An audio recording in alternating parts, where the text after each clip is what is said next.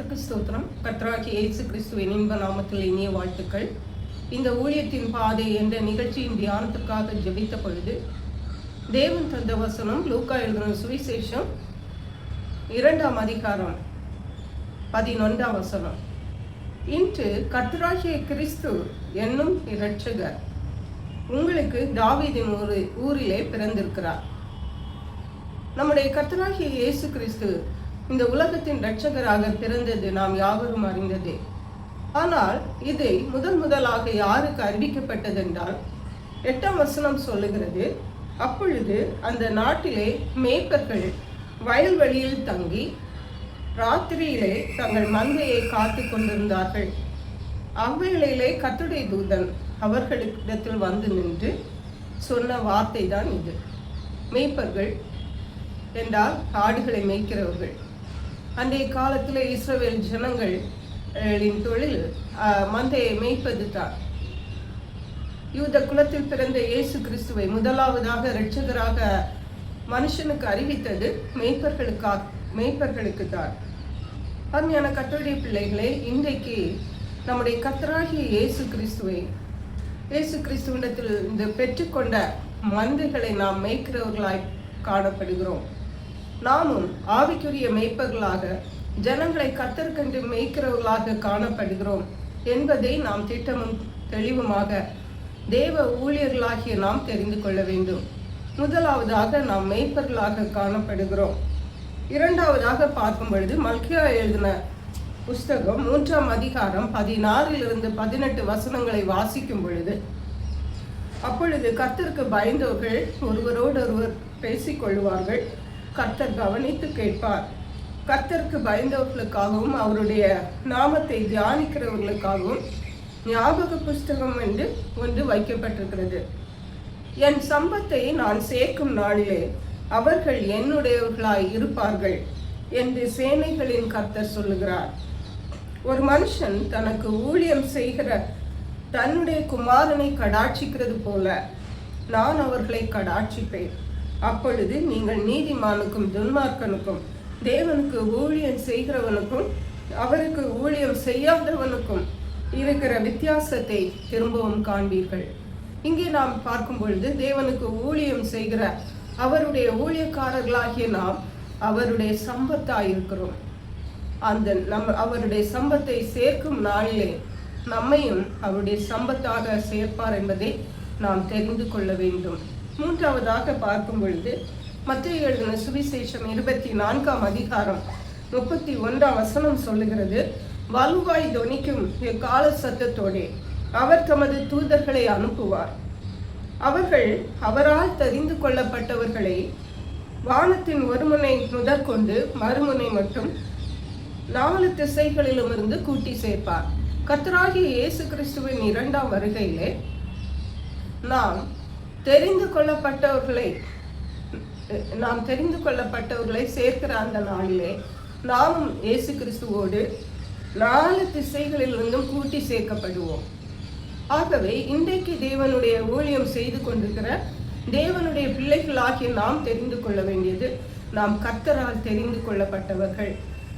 நாம வந்து விடவில்லை, அவர் நம்மை தெரிந்து கொண்டதனால்தான் இந்த விலையேற பெற்ற ஊழியத்தை செய்யும்படியான பாக்கியத்தை தேவன் நமக்கு தந்தருளி இருக்கிறார். ஆகவே இன்றைக்கு நாம் ஊழியம் செய்கிற பாதைகள் ஒருவேளை அது வனாந்தரமாக காணப்படலாம். இஸ்ரவேல் ஜனங்களை தேவன் அழைத்தார், அவர்களை கானான் தேசத்திற்கென்று அழைத்து கொண்டு சென்றார். ஆனால் வழியிலே அநேக பாடுகள் அவர்கள் சந்திக்க வேண்டியிருந்தது.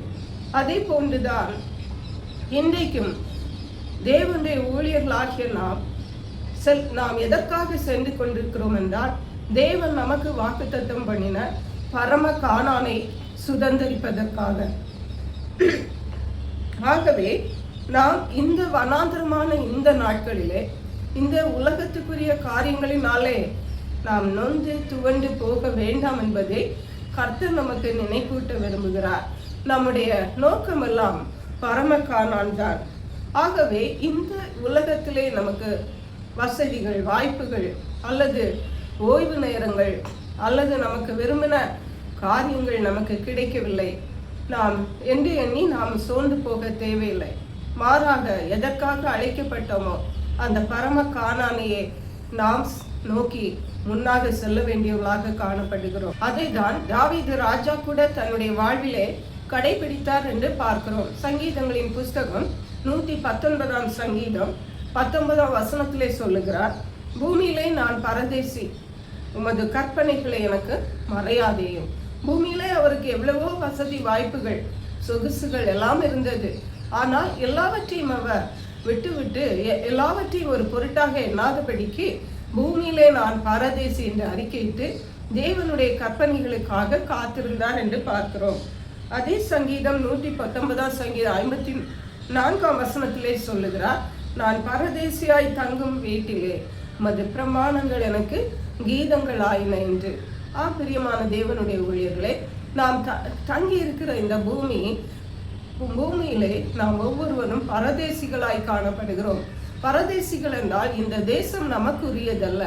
நமக்கு ஒரு தேசத்தை தேவன் அங்கே ஆயத்தம் பண்ணி கொண்டிருக்கிறார். அதுதான் நம்முடைய சுய தேசமாக சொந்த தேசமாக காணப்படும். ஆகவே இந்த உலகத்திலே நமக்கு இது இல்லை அது இல்லை என்று நாம் வருத்தப்பட தேவையில்லை. அழைக்கப்பட்ட அழைப்பிலே நாம் நிலைத்து நின்று எதற்காக அழைக்கப்பட்டோமோ அதை நோக்கி ஓடுவோமானால் நிச்சயமாகவே அதுவே தேவனுக்கு பிரியமாயிருக்கும். எபிரேயருக்கு எழுதின நிருபம் 11 அதிகாரம் 9-10 வசனங்களை வாசிக்கும் பொழுது,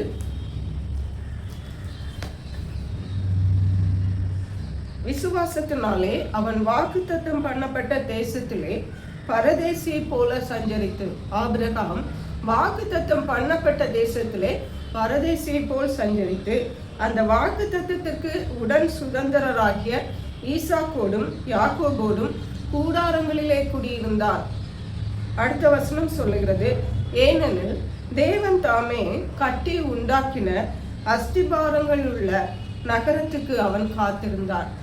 பிரியமான தேவனுடைய ஊழியர்களே, ஊழியத்தின் பாதை என்பது சாதாரண ஒரு பாதை அல்ல, அது கடினமானது தான். ஆனாலும் நாம் அதை குறித்து கவலைப்படாதபடிக்கு தேவன் நமக்காக ஆயத்தம் பண்ணி கொண்டிருக்கிற நகரத்திலே நாம் செல்ல வேண்டும் என்பதற்காகவே நாம் சந்தோஷத்தோடு தொடர்ந்து ஓட வேண்டியவர்களாய் காணப்படுகிறோம். பிலிப்பியர் எழுதின நிருபம் 3 அதிகாரம் 13-14 வசனங்கள் இவ்வாறாக சொல்லுகிறது, சகோதரரே, அதை பிடித்து கொண்டேன் என்று நான் எண்ணுகிறதில்லை. ஒன்று செய்கிறேன், பின்னானவைகளை மறந்து முன்னானவைகளை நாடி கிறிஸ்து இயேசுவுக்குள் தேவன் அழைத்த பரம அழைப்பின் பந்தய பொருளுக்காக லக்கை நோக்கி தொடருகிறேன். பிரியமான தேவனுடைய ஊழியர்களே, நாம் இன்றைக்கு தேவன் நம்மை அழைத்த அழைப்பின்படி அவருடைய அந்த சொந்த தேசத்தை நாம் சுதந்திரித்துக் கொள்ளும்படியாக இந்த பரம கானான் ஆகிய பயணத்தை தொடருவோம். அவருடைய நாளிலே அவருடைய சம்பத்துகளாய் நாம் சேர்க்கப்படுவோம். கர்த்தர் கேட்டு கிருபைகளை நமக்கு தந்தருளுவாராக ஜெபிப்போம்.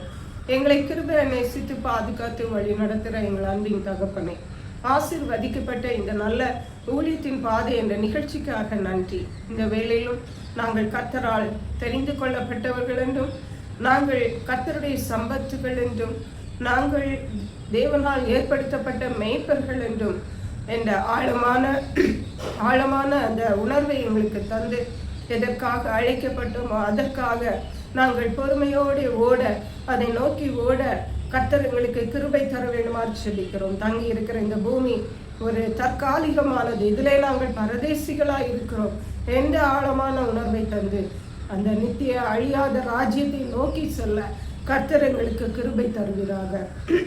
நன்றி பரிசுத்த ஆவியானவரே, துதி கனம் மகிமை மக்கே செலுத்துகிறோம். மீட்பர் இரட்சகருமாகிய இயேசு கிறிஸ்துவின் இன்ப நாமத்தில் ஜெபிக்கிறோம் எங்கள் அன்புள்ள பரமபிதாவே. ஆமென். God bless you.